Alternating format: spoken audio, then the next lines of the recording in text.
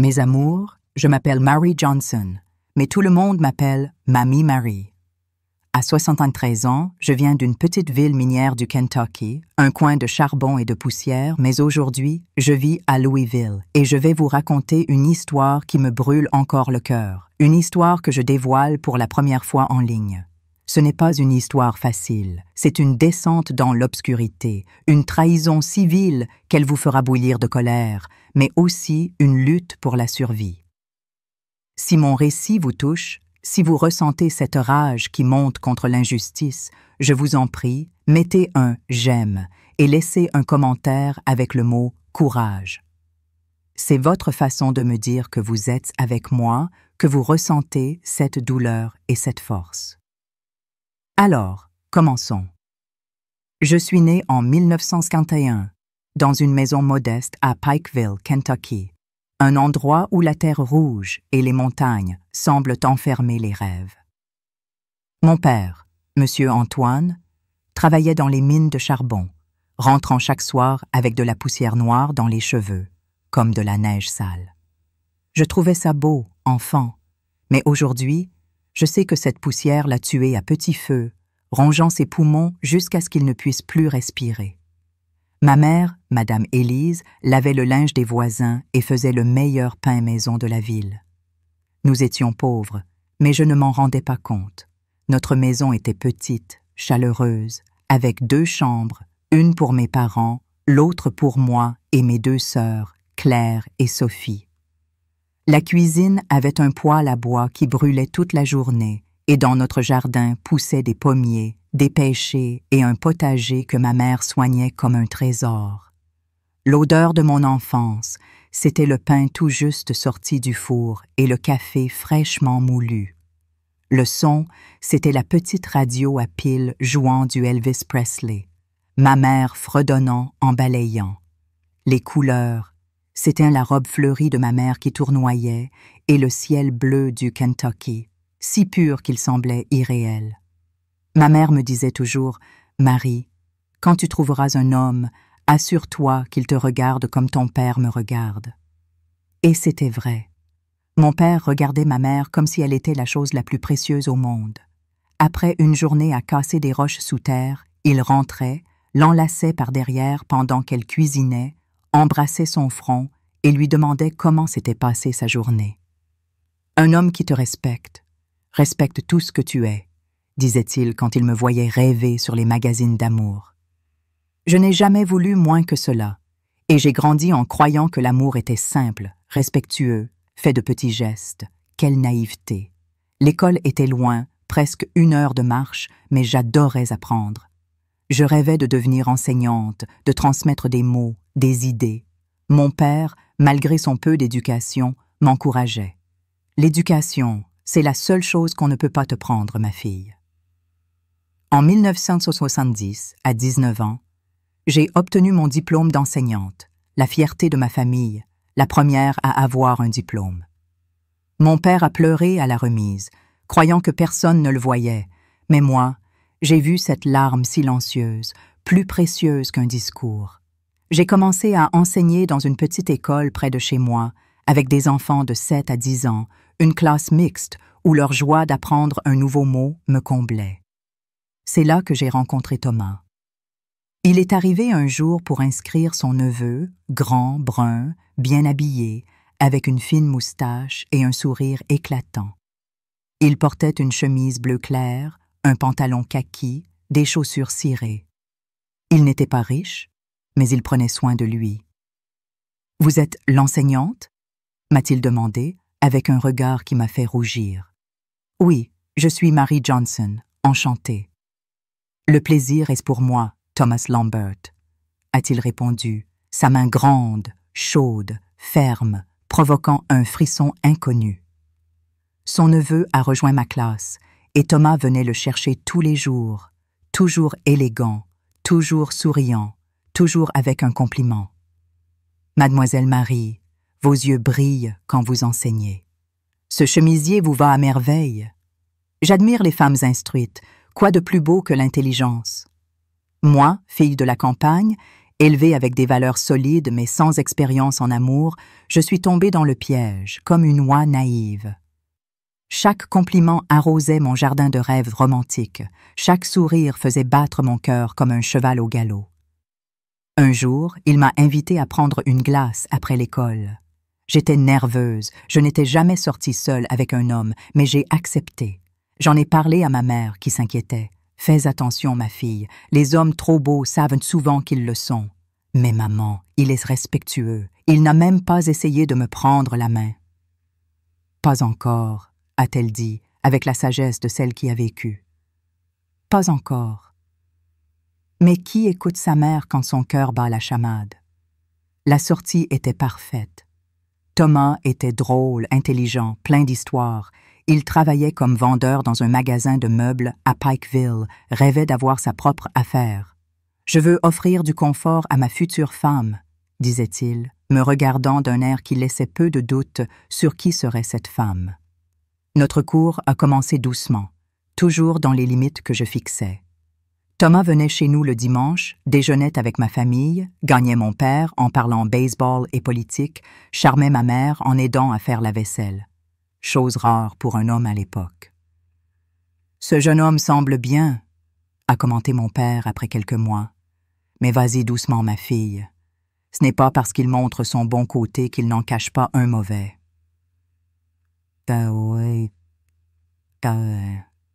Oh, comme j'aurais dû l'écouter. Les 6 premiers mois, Thomas était le prince charmant des romans. Il m'apportait des fleurs cueillies sur le chemin, m'écrivait des notes romantiques, me respectait comme si j'étais en cristal. Nos baisers étaient tendres, ses mains ne dépassaient jamais les limites. « Je veux tout faire bien avec toi, Marie. Tu mérites un homme qui te valorise, » disait-il. Et je le croyais. Bien sûr que je le croyais.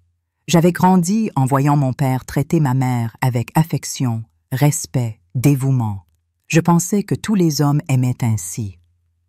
Après 1 an de fréquentation, la demande en mariage est arrivée, sans surprise.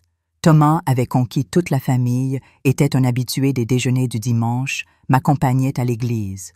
Toute Pikeville pensait que nous formions le couple parfait. Les fiançailles ont été simples, chez mes parents, avec un gâteau à l'orange fait par ma mère, des sodas, des amuse-bouches. Mon père a prononcé un discours émouvant, disant qu'il avait élevé une fille pour le monde et confiait maintenant son trésor à un autre homme.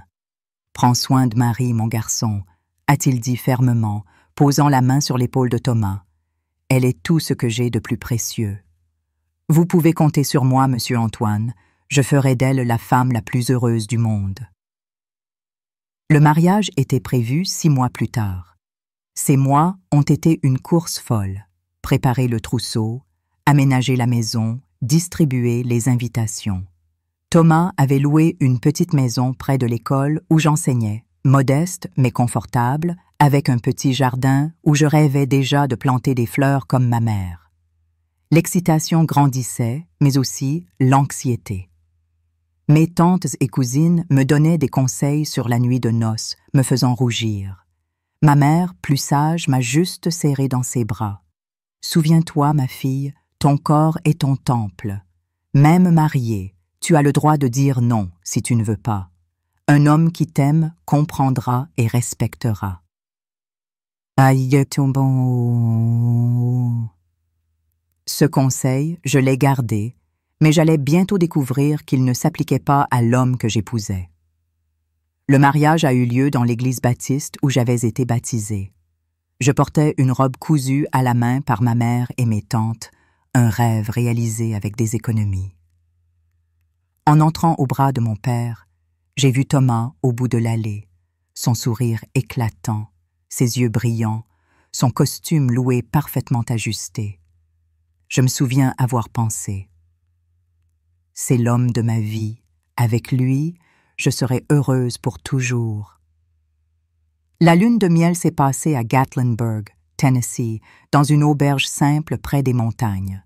Thomas avait économisé des mois pour m'offrir ce cadeau. C'était un luxe pour des gens comme nous. Les premiers jours, il était affectueux, patient avec mon inexpérience. Mais après 2 jours, une facette plus exigeante, plus autoritaire, a émergé. « Ma femme doit me satisfaire comme je veux », a-t-il dit une nuit, me forçant à faire des choses qui me mettaient mal à l'aise. J'ai ravalé mes larmes et obéi. C'était de mon mari, après tout.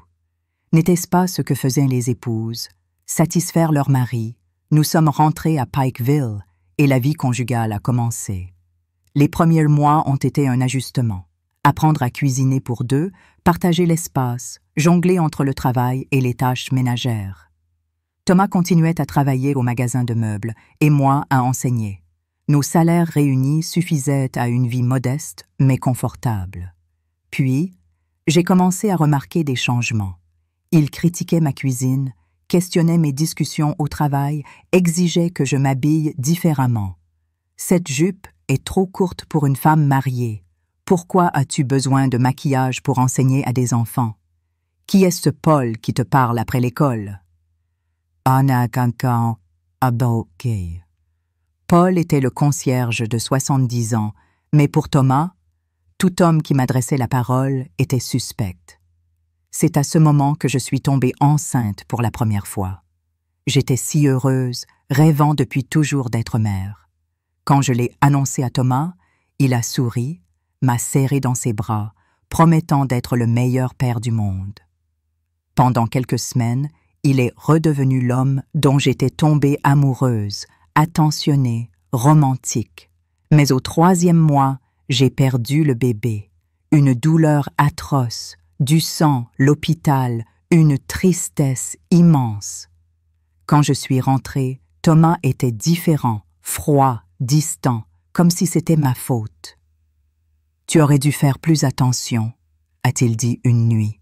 « Travailler, marcher partout, tu as perdu mon fils par négligence. » C'était la première fois que je pleurais cachée dans la salle de bain, le robinet ouvert pour qu'ils n'entendent pas. Mais ce ne serait pas la dernière. Après la fausse couche, Thomas a changé complètement. Le masque est tombé. Le prince charmant s'est transformé en monstre. Il critiquait tout, ma façon de parler, de m'habiller, de respirer.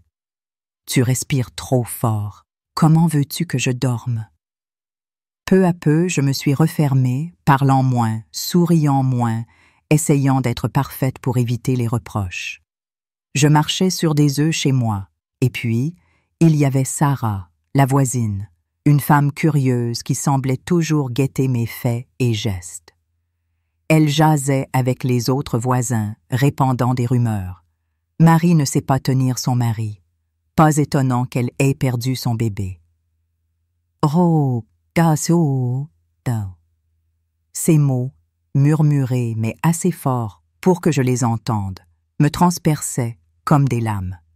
Et Pasteur James, notre pasteur, à qui j'ai osé confier mes craintes un dimanche après la messe, m'a répondu avec un sourire condescendant.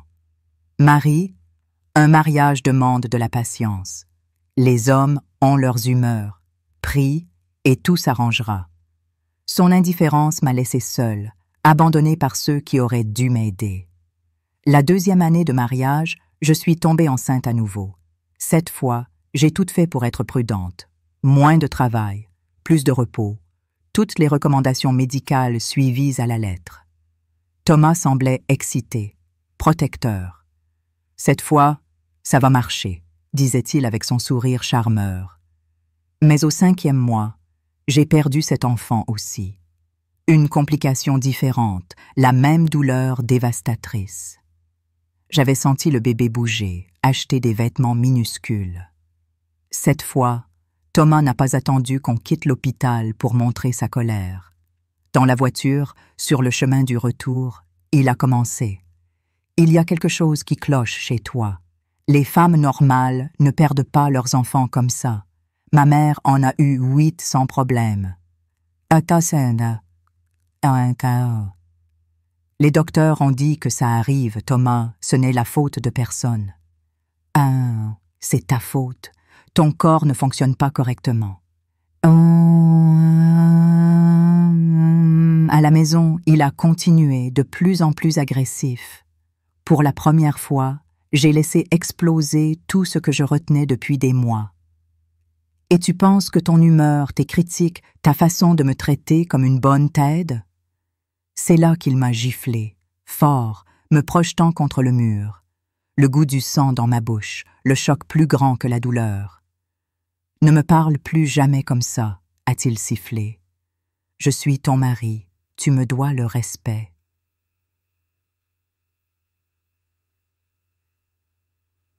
Cette nuit-là, alors qu'il dormait, j'ai pensé à fuir, retourner chez mes parents.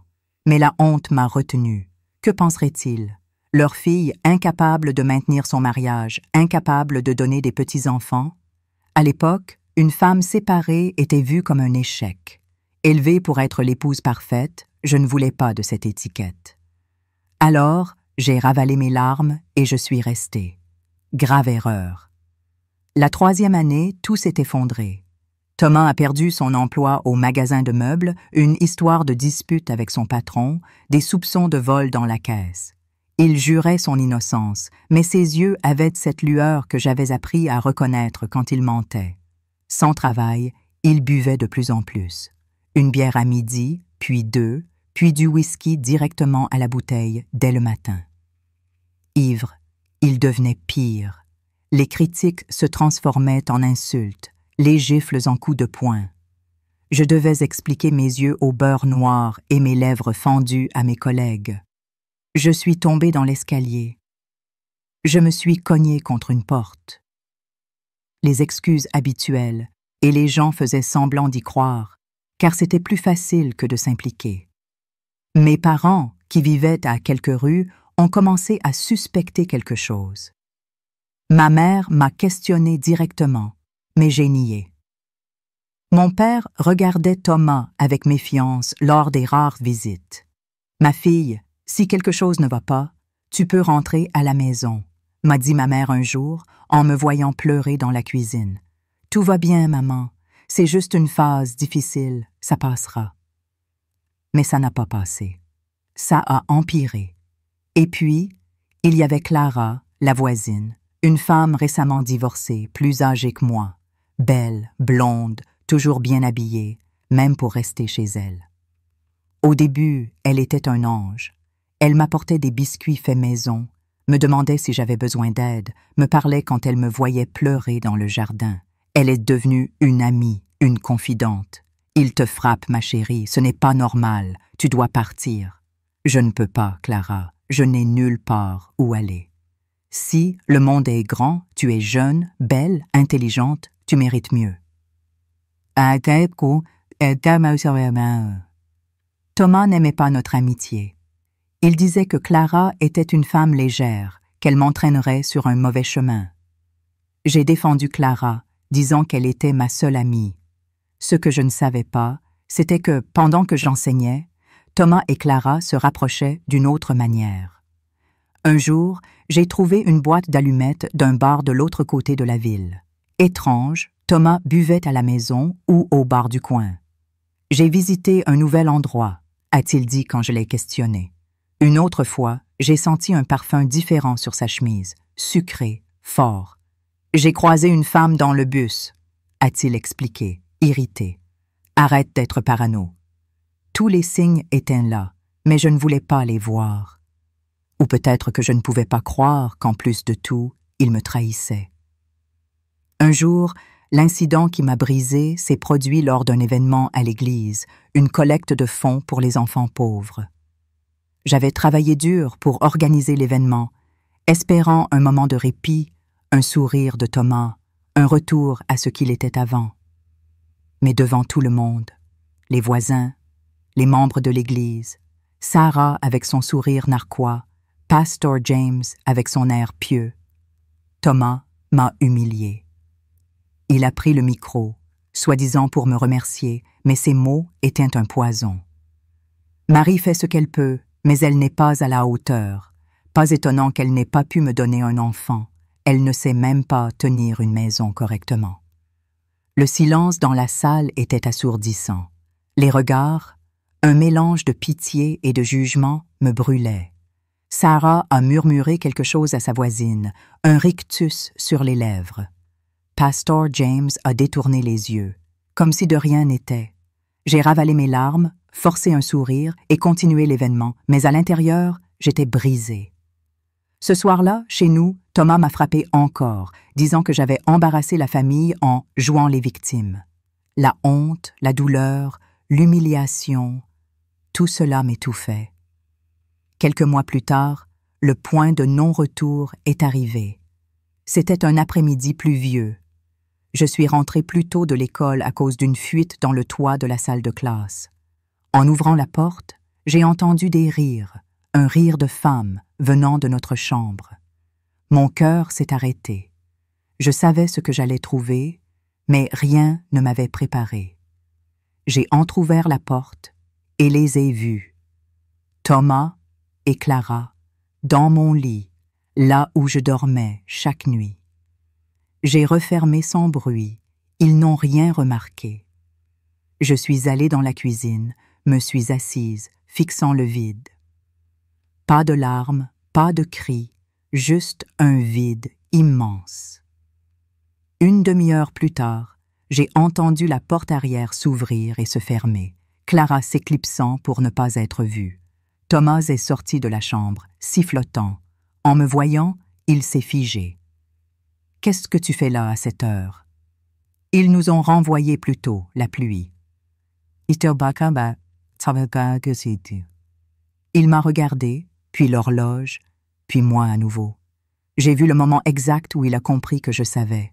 « Tu as vu quelque chose ?» a-t-il demandé, sa voix changeant. « J'ai tout vu, toi et Clara, dans notre lit. » Je m'attendais à des cris, des gifles, des dénégations. Mais il a ri, un rire cruel, comme si c'était une blague. « Et tu vas faire quoi? À qui tu vas le dire? » Je me suis levée, les jambes tremblantes. « Je pars, c'est fini, Thomas. » Son rire s'est transformé en grognement, ses yeux se sont rétrécis. « Tu ne vas nulle part. Tu es ma femme, tu pars quand je te le permets. » Je ne suis pas un objet, Thomas. C'est fini. J'ai essayé de passer pour aller chercher mes affaires. C'est là que l'enfer a commencé. Il m'a bloqué, son corps massif comme un mur de chair et de haine. J'ai tenté de le contourner, il m'a repoussé. Je suis tombée sur la chaise, le choc plus grand que la douleur. « Tu ne vas nulle part », a-t-il sifflé. « Cette maison est à moi, tu es à moi. » La maison est louée, Thomas, et je ne suis pas une propriété. Laisse-moi passer. J'ai essayé de me relever. Il m'a giflé, fort, me projetant sur le côté. « Tais-toi. Tu m'espionnes maintenant. Qui t'a donné ce droit? » Une autre gifle, plus forte, puis un coup de poing dans l'estomac qui m'a coupé le souffle. Je suis tombée à genoux, la vue brouillée par la douleur et les larmes. Il m'a attrapée par les cheveux, m'a traînée à travers la cuisine. « Tu veux savoir pourquoi j'étais avec Clara? Parce qu'elle est une vraie femme, elle sait satisfaire un homme, pas frigide comme toi. » Il m'a jeté contre le mur, ma tête a heurté, j'ai vu des étoiles. Il continuait, hors de contrôle, ses mots plus douloureux que les coups. « Tu ne peux même pas me donner un enfant, stérile, inutile. » Les coups pleuvaient, poings, pieds, gifles. J'essayais de me protéger, de me recroqueviller, mais il était trop fort. À un moment, j'ai cessé de sentir la douleur, de sentir quoi que ce soit. Je voulais juste que ça s'arrête. Je ne sais pas combien de temps ça a duré, des heures dans ma mémoire, peut-être des minutes. Quand il s'est arrêté, j'étais étendue sur le sol de la cuisine, un œil si gonflé que je pouvais à peine l'ouvrir, du sang coulant de mon nez, de ma bouche, d'une coupure au sourcil. Thomas, pantelant, me regardait de haut, puis il a craché par terre à côté de moi. « Si tu essayes de partir encore, je te tue, compris? » Je n'ai pas répondu, je n'avais plus de force. « Compris ?» a-t-il hurlé, me donnant un coup de pied dans les côtes. « Compris ?» ai-je murmuré. Il a pris ses clés, son portefeuille. « Je sors. Quand je reviens, je veux le dîner prêt et toi avec une meilleure tête. Mettre de la glace sur ce visage, c'est trop laid.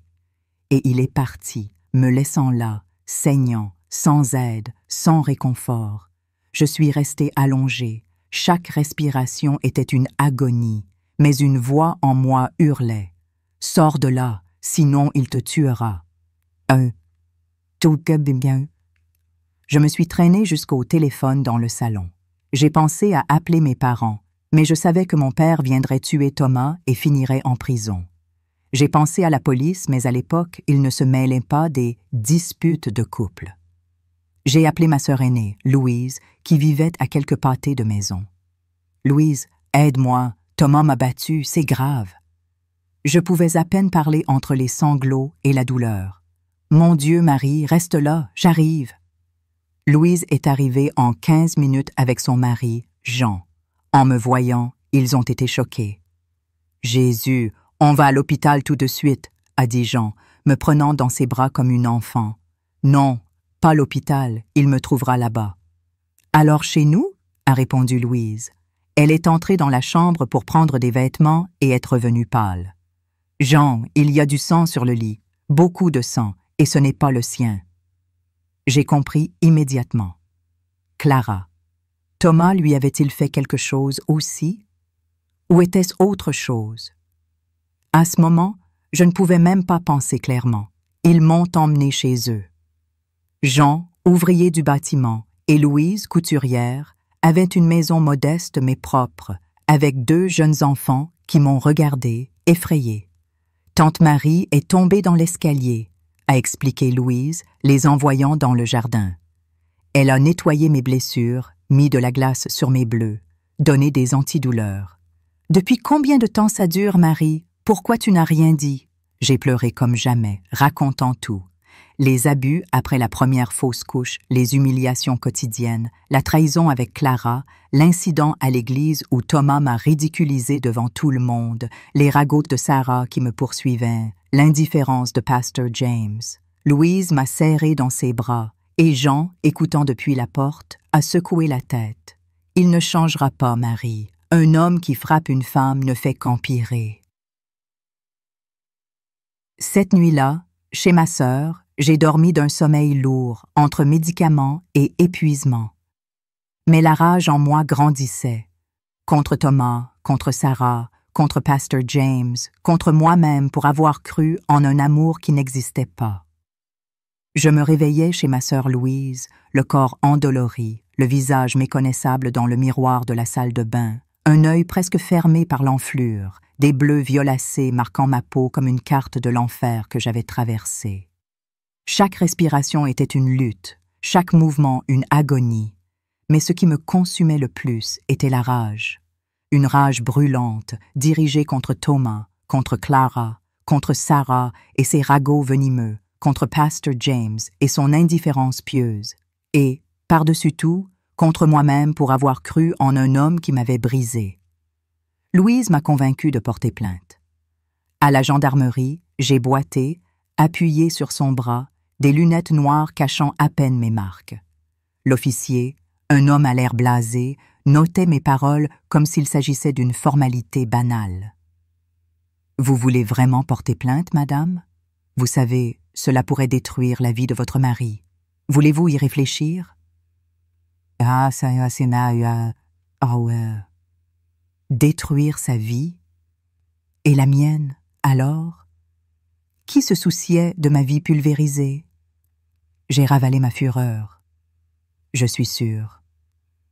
L'examen médical a suivi. Bleus multiples, coupure au sourcil nécessitant 6 points, 2 côtes fêlées, traumatisme crânien, lésion rénale. Le médecin, un homme aux yeux fatigués, m'a murmuré « Si vous retournez chez lui, la prochaine fois, il vous tuera. » Ces mots ont résonné comme un coup de poignard. Je ne suis pas rentrée. Je suis restée chez Louise, pendant que la police cherchait Thomas. 3 jours plus tard, la nouvelle est tombée. Il avait disparu, emportant vêtements et documents, abandonnant son emploi, s'évanouissant comme le lâche qu'il était. Jean, mon beau-frère, a grogné. Tant mieux, loin de toi. Damu, na, mais un détail manquait. Clara, la voisine, l'amante, l'amie, avait-elle aussi disparu? Personne ne l'avait vue depuis ce jour maudit. Une semaine plus tard, une visite inattendue a secoué ma fragile stabilité. Le patron du magasin où travaillait Thomas s'est présenté chez Louise. « Désolé de vous déranger, Madame Marie, mais Thomas a disparu sans prendre son dernier salaire, et Mademoiselle Clara aussi. Ils se sont enfuis ensemble, n'est-ce pas ?» J'ai répondu, la voix plus ferme que je ne l'espérais, on dirait. Mais avant, il est venu au magasin, a pris une avance qu'il n'aurait pas dû et a emporté des matériaux de construction dans la voiture de Clara. Ciment, chaux, outils, ça m'a semblé étrange.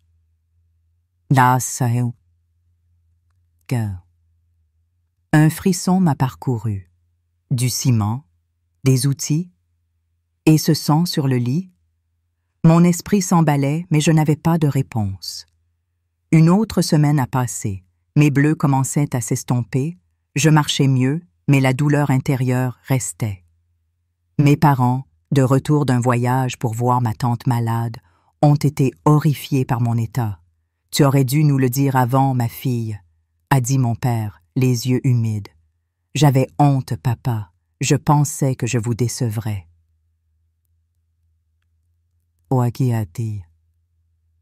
Nous décevoir? Jamais. Le seul échec, c'est cet homme que nous avons si mal choisi. Leur amour m'a enveloppée, mais la honte et la peur me collaient encore à la peau. Puis, un matin, la police est venue chez mes parents. « Madame Marie, nous avons retrouvé votre mari. » Mon cœur s'est figé. Était-il revenu pour me tuer? Où? Sur une petite propriété appartenant à Mademoiselle Clara, à la périphérie de la ville. Les officiers échangeaient des regards mal à l'aise. « Vous devez venir avec nous. » Ils m'ont conduite sur place, une parcelle isolée que j'ignorais appartenir à Clara. La scène était cauchemardesque. Des voitures de police partout, des rubans délimitant la zone, des hommes creusant un trou dans le sol. Que s'est-il passé? Ai-je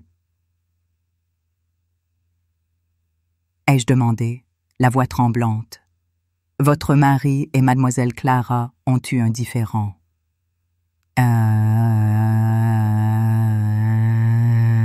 Différent. Quel mot absurde pour décrire l'horreur que j'ai vue ensuite. Le corps de Clara gisait dans une tombe improvisée, battu à mort, comme moi, mais sans la chance de survivre. Thomas avait tenté de cacher son corps avec du ciment et de la chaux mal mélangée, les matériaux volés au magasin. Et lui? Il a essayé de fuir quand nous sommes arrivés. Il était armé. Il y a eu un échange de tirs.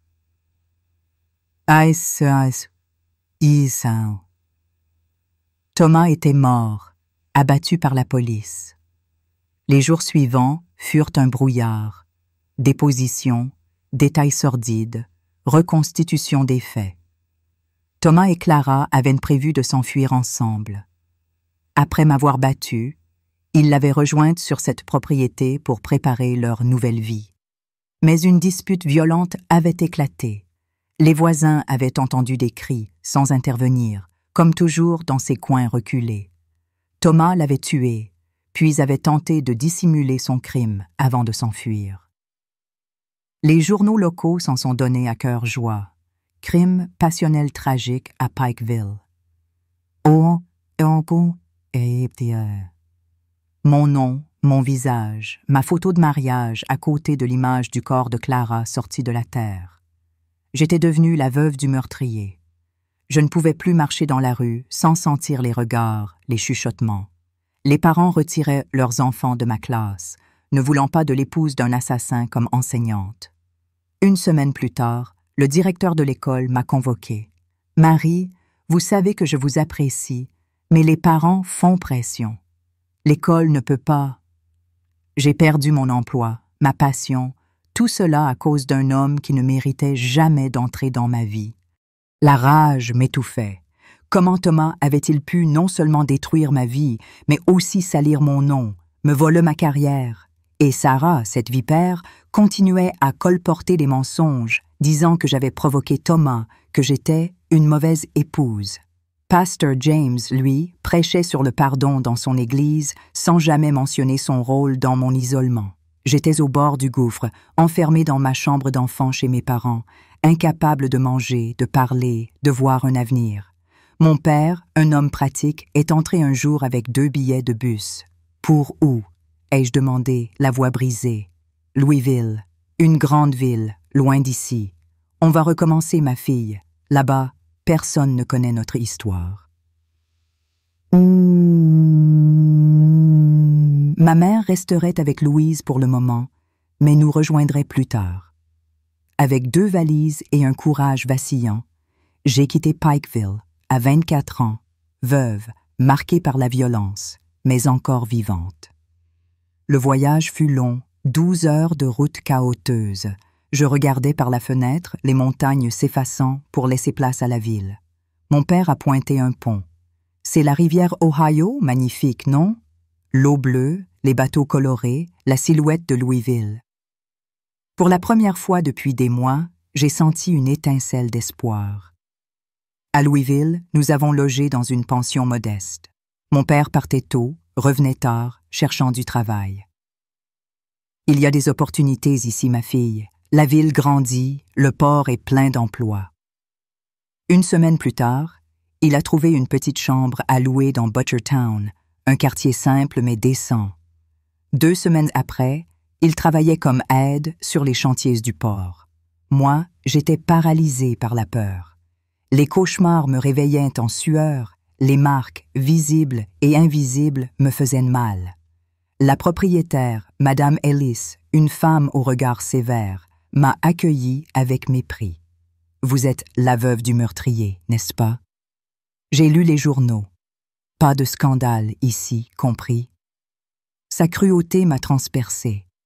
Comment les ragots m'avaient-ils suivi jusqu'ici? J'ai découvert plus tard que Sarah avait écrit à une cousine à Louisville, répandant ses mensonges. La rage montait à nouveau. Cette femme, qui ne me connaissait presque pas, avait décidé de salir ma réputation à des kilomètres de distance. Je restais cloîtrée, une ombre dans cette ville qui aurait dû être mon salut. C'est alors que j'ai rencontré Lenora, une vendeuse de gaufres au parc du bord de l'eau, une femme noire forte, avec un sourire facile et des yeux qui voyaient au-delà des apparences. Un dimanche, elle m'a tendu une gaufre chaude. « Tu portes trop de poids, ma fille. Tu n'es pas faite pour ça. » Ces mots simples ont ouvert les vannes.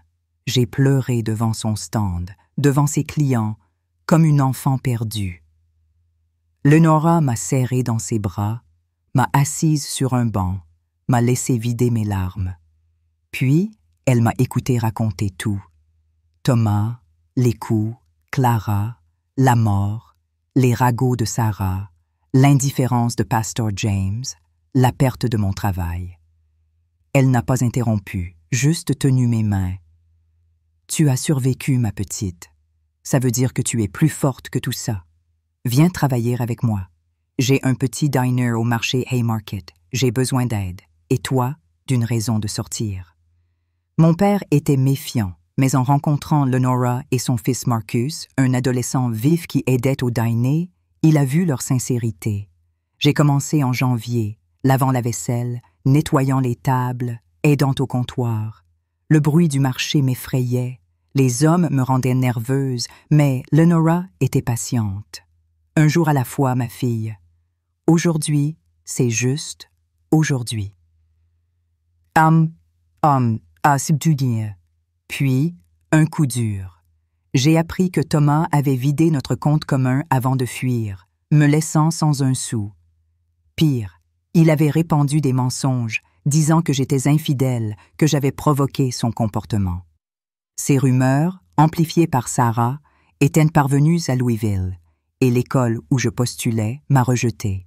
« Nous ne pouvons pas engager quelqu'un avec une telle réputation », m'a dit le directeur, un homme aux lunettes épaisses. La fureur m'a submergée. Comment osait-il me juger sur les mensonges d'un monstre? Comment Sarah, cette femme mesquine, pouvait-elle continuer à me détruire à distance? Lenora m'a calmée. Leur ignorance n'est pas ta vérité, Marie. Continue d'avancer. Elle m'a présenté aux enfants des vendeurs du marché, qui manquaient souvent l'école pour aider leurs parents. J'ai commencé à leur donner des leçons informelles, utilisant des caisses comme bureau, du charbon pour écrire. Leur soif d'apprendre a rallumé une flamme en moi. J'étais encore enseignante malgré tout. Un jour, Madame Ellis m'a convoquée. J'ai entendu parler de votre passé. Vous apportez la honte ici. Partez d'ici la fin du mois. Son ton glacial, son mépris, m'ont fait bouillir. J'étais à 2 doigts de craquer quand Lenora est intervenue, furieuse. Vous osez juger cette femme sans connaître son histoire? Elle a plus de courage que vous n'en aurez jamais. Marcus, du haut de ses 15 ans, a ajouté « Laissez tante Marie tranquille, où je raconte à tout le quartier comment vous arnaquez vos locataires. » Leur défense m'a donné la force de tenir. Peu après, ma mère nous a rejoints à Louisville, apportant ses recettes, ses plantes, ses broderies colorées. Notre petite chambre s'est remplie de l'odeur de mon enfance et j'ai commencé à respirer plus librement. Les cauchemars s'espaçaient, je souriais timidement. Au marché, j'ai rencontré des gens de toutes sortes.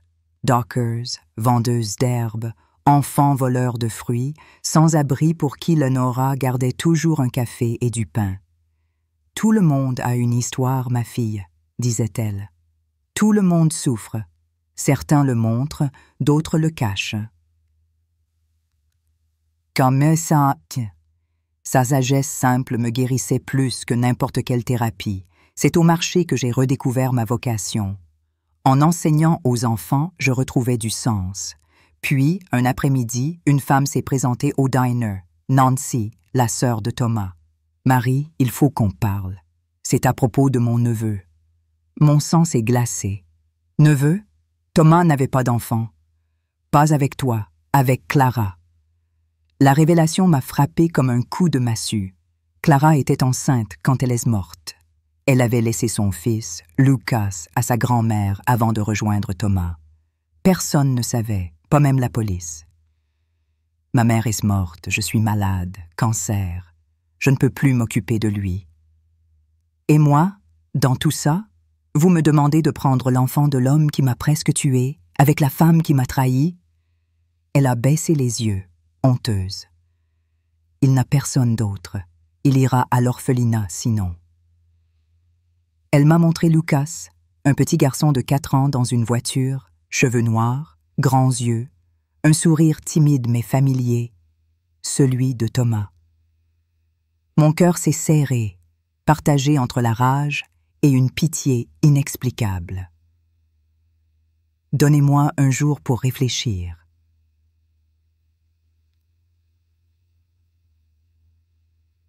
Cette nuit-là, je n'ai pas dormi. Comment pourrais-je élever le fils de Thomas?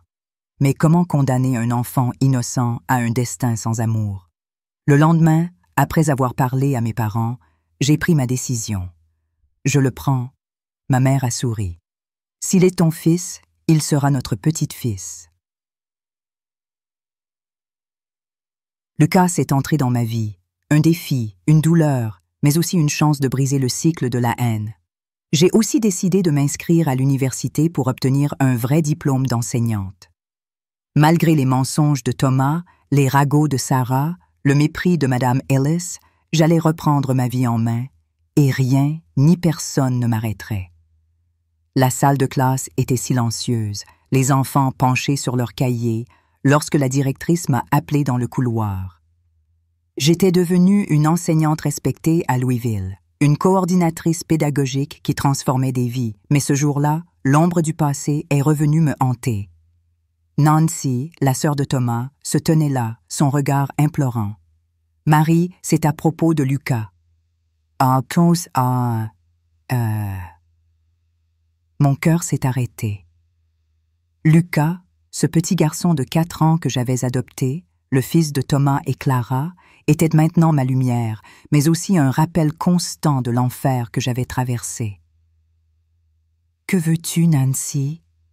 ai-je demandé, la voix tremblante de colère contenue. « Ma santé s'aggrave. Lucas a besoin d'une mère légale. Tu es la seule famille qu'il lui reste. » La rage m'a submergée. Comment osait-elle me demander de porter ce fardeau après tout ce que son frère m'avait fait? Mais en voyant Lucas, ses yeux innocents, je savais que je ne pouvais pas l'abandonner. Cette décision a marqué le début d'un nouveau combat, non seulement pour ma survie, mais pour donner à cet enfant une vie digne, loin des ténèbres de son père. À l'université, j'ai étudié avec acharnement, travaillant le jour au dîner de Lenora, enseignant aux enfants du marché le soir. Chaque pas était une lutte contre les fantômes de Pikeville, les mensonges de Thomas, les ragots de Sarah qui me poursuivaient, le mépris de Madame Ellis. Mais j'ai persévéré, obtenant mon diplôme en éducation à 26 ans, un triomphe arraché à la douleur. J'ai repris l'enseignement, d'abord dans une école publique à Smoketown, un quartier pauvre où les enfants, comme moi autrefois, portaient des cicatrices invisibles. Je m'appelle Madame Marie, et je suis ici parce que je crois en vous, leur ai-je dit le premier jour. Leur regard, mêlé de peur et d'espoir, m'a donné une mission. Leur montrer qu'ils pouvaient être plus grands que leurs blessures. En 1 an, j'ai appris à lire à 28 des 30 élèves de ma classe, luttant pour que les 2 autres reçoivent un suivi spécialisé. Le directeur, impressionné, m'a offert un poste permanent. J'avais retrouvé ma vocation, mais la fureur bouillonnait encore en moi contre ceux qui avaient essayé de me réduire à néant. C'est alors que Robert est entré dans ma vie. Ce professeur de mathématiques, transféré du Tennessee, était tout ce que Thomas n'était pas. Calme, patient, respectueux. Il apportait du café à la secrétaire débordée, écoutait les élèves sans juger, me regardait sans chercher à me posséder. Quand Lucas, alors âgé de 7 ans, a eu une appendicite, Robert était venu à l'hôpital, restant jusqu'à ce que mes parents arrivent. Personne ne devrait attendre seul dans un hôpital, a-t-il dit. Sa gentillesse m'effrayait. Comment faire confiance après Thomas? Mais Robert a attendu, respectant mes peurs. 2 ans plus tard, lors d'un dîner chez nous, il m'a demandé en mariage devant Lucas. Pouvons-nous être une vraie famille? Lucas, les yeux brillants, a répondu « Tu seras mon papa ?» J'ai dit oui, les larmes aux yeux, déterminé à ne pas laisser le passé voler mon avenir. Nous nous sommes mariés dans une cérémonie simple, Lucas comme témoin, mon père me confiant une seconde fois avec un sourire confiant. Robert a adopté Lucas légalement, lui donnant son nom, Lucas Wilson Parker. Ce moment aurait dû être une victoire totale, mais une nouvelle tempête approchait. Un jour, un homme s'est présenté à l'école. Michael, le frère de Clara. Grand, le regard dur, il m'a accusé d'avoir causé la mort de sa sœur. Tu as brisé leur couple, Marie. Clara ne serait pas morte si tu avais été une meilleure épouse. Sa voix était un venin, réveillant toute la douleur que j'avais enfouie. Pire, il exigeait la garde de Lucas, prétendant être son vrai oncle. La fureur m'a envahi. Comment osait-il? Clara, qui m'avait trahi, qui avait comploté avec Thomas, était devenue une martyre dans son récit tordu. Et maintenant, il voulait m'arracher Lucas, ce fils que j'avais choisi malgré tout. Michael a porté l'affaire en justice, répandant des mensonges dans les journaux locaux. La veuve du meurtrier vole l'enfant de la victime. Les manchettes étaient un coup de poignard. Les parents d'élèves murmuraient à nouveau, certains retiraient leurs enfants de mes classes. Sarah, cette vipère, avait repris contact avec des connaissances à Louisville, alimentant les rumeurs. Même Pasteur James, depuis Pikeville, a écrit une lettre à l'école, suggérant que je n'étais pas digne d'élever un enfant. La rage m'étouffait.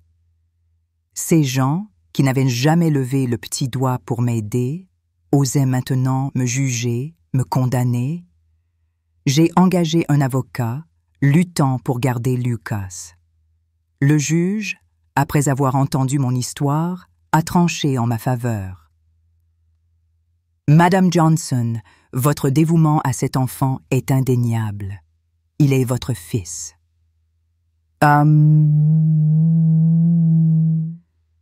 Lucas est resté avec moi, mais le combat m'a laissé épuisée, furieuse contre un monde qui semblait déterminé à me briser. Puis, à 39 ans, un miracle. J'ai découvert que j'étais enceinte. Après les fausses couches, les médecins avaient dit que je ne pourrais probablement pas avoir d'enfant à cause des violences de Thomas. Robert a pleuré de joie. Lucas, alors adolescent, oscillait entre excitation et jalousie. « Tu m'aimeras toujours autant ?» m'a-t-il demandé, vulnérable. « Toujours. Tu es mon premier enfant, celui que j'ai choisi. » Emma est née, une lumière dans ma vie, une preuve que le bonheur était possible. Mais la vie, jamais clémente, m'a frappée à nouveau. À 54 ans, un diagnostic, cancer du sein. La peur m'a saisie, mais la colère était plus forte. Après tout ce que j'avais surmonté, ce corps que Thomas avait brisé osait maintenant me trahir. J'ai subi une chirurgie, une radiothérapie, perdu mes cheveux, gagné une cicatrice, mais jamais ma détermination. Robert, Lucas, Emma, mes parents, Lenora et Marcus, tous m'ont soutenu. 6 mois plus tard, la rémission complète. « Vous pouvez reprendre votre vie normale », a dit le médecin. Normale? Après avoir frôlé la mort, il n'y avait plus de normalité, seulement une vie plus précieuse, plus vive. À l'école, j'étais devenue principale de New Hope Elementary, un établissement dans un quartier défavorisé. J'y ai tout donné, réduisant l'abandon scolaire, améliorant l'alphabétisation, créant un jardin communautaire. Mais les fantômes ne me lâchaient pas. Un jour, Lucas, alors âgé de 16 ans, m'a confronté. « Maman, je veux la vérité sur mon père biologique. » Hostie, Il avait trouvé son acte de naissance, fait des recherches, découvert les articles sur Thomas, le meurtre, la fusillade. Mes jambes ont tremblé, mais il méritait la vérité. Je lui ai tout raconté. Le mariage, les abus, les fausses couches, la trahison de Clara, le jour où Thomas m'a presque tué, sa mort et celle de Clara. « Alors, je suis le fils d'un monstre ?» a-t-il dit, des larmes silencieuses coulant sur son visage. « Non, Lucas, tu es mon fils. Tu as grandi avec amour, respect, valeur. Tu n'es pas lui. » Il a pleuré dans mes bras, et cette nuit-là, Robert lui a parlé, homme à homme, sous les étoiles. « Papa dit qu'il veut m'adopter officiellement », m'a dit Lucas plus tard. En 1993, il est devenu Lucas Wilson Parker, portant le nom de l'homme qui l'aimait comme un père. En 1996, j'ai reçu le prix de l'éducateur de l'année du Kentucky, une reconnaissance pour avoir transformé une école, des vies. Lucas et Emma étaient dans le public, fiers. « Quand je serai grand, je veux être comme toi, maman », m'a dit Lucas, alors étudiant en architecture. Quelqu'un qui change des vies. Ces mots m'ont porté. À 73 ans, j'ai partagé mon histoire sur YouTube, encouragé par Lucas. Chaque vidéo, chaque commentaire, chaque courage des spectateurs était un baume. Mais la rage reste. Contre Thomas, qui m'a brisé. Contre Sarah, dont les mensonges m'ont poursuivi. Contre Pastor James, dont l'indifférence m'a abandonné.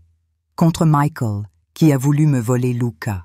Pourtant, j'ai triomphé. J'ai construit une famille. Lucas, Emma, Robert, mes petits-enfants, et une carrière qui a donné espoir à des centaines d'enfants. Ma vie, c'est la preuve que l'amour gagne toujours. Mais la colère contre l'injustice brûle encore.